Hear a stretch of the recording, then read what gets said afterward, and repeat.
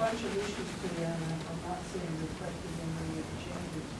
Some of the concerns were, and still are, that it appears that the appeal process, judicial appeal process is significantly limited. There's no recognition that I can see of the value of cross-training on an educational level. There's no discussion about the utility of shop stewards to the municipality in terms of dealing with employee conflict. So I've got a big list, Mr. Chairman, I just decided to Through the chair, if I could just respond to on the appeal process, it says final decision, and that was just added. A decision by the RB is not appealable until it's final. It's redundant under law. We have not changed the ability to appeal the Superior Court. Mr. O'Hara, on page 29, volume 33 and 34, it says, decisions of the board may be appealed directly to Superior Court only for gross error, which appears to me to be a limitation on appeal. I was thinking there was going to be an amendment on that.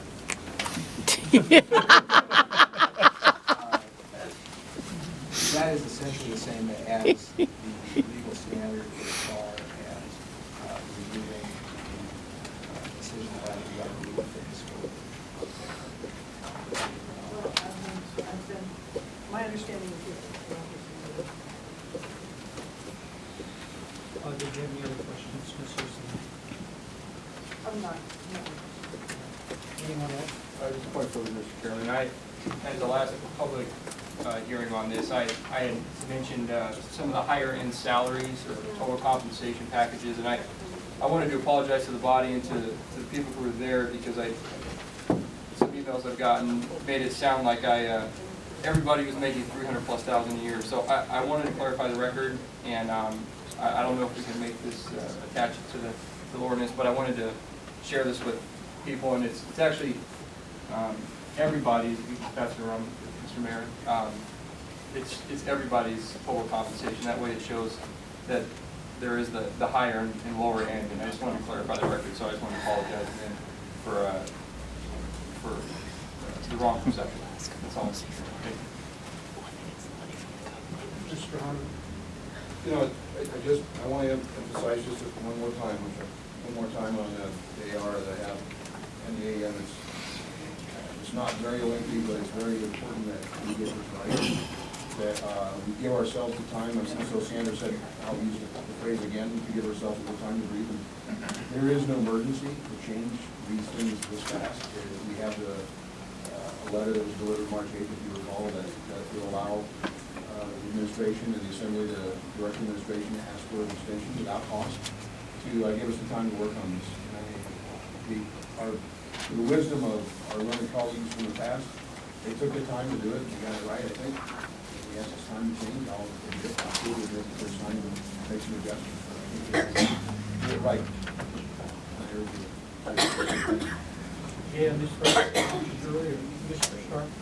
Well, to that end, some of this was talked about well back when, and I got into 370 changes through the side agreement issue, if you will, as well.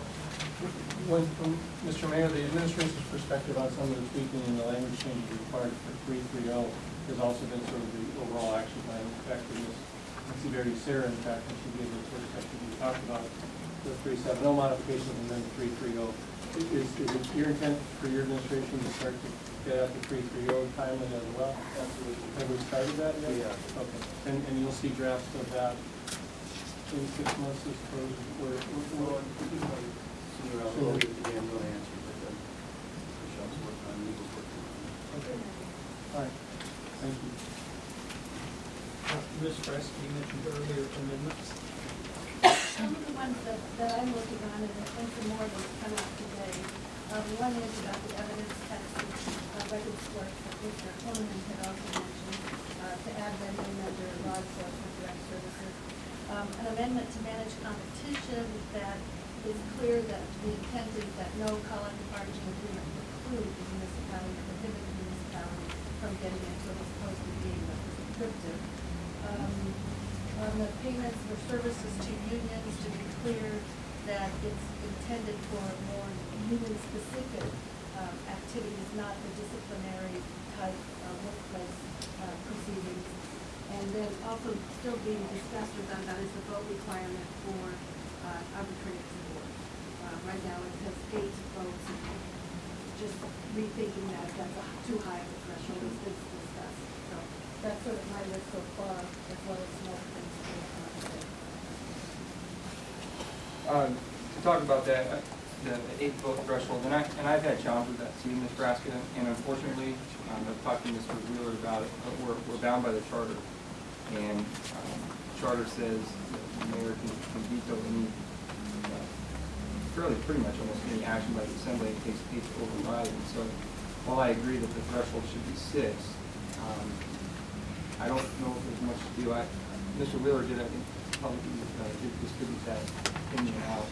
Because I asked him that exact question.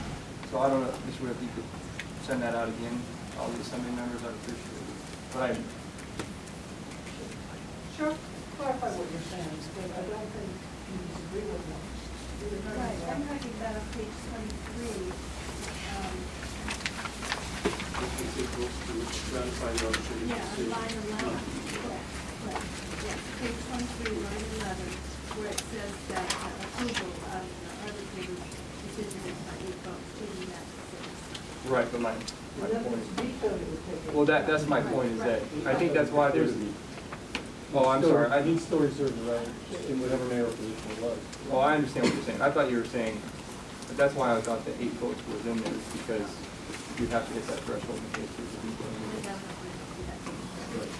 Okay, all right. I apologize. And of course, the equals is the standard now for non-binding arbitration approval to solve the problem. Right. It's the way it is now. Anyone else? If not, we will stand adjourned.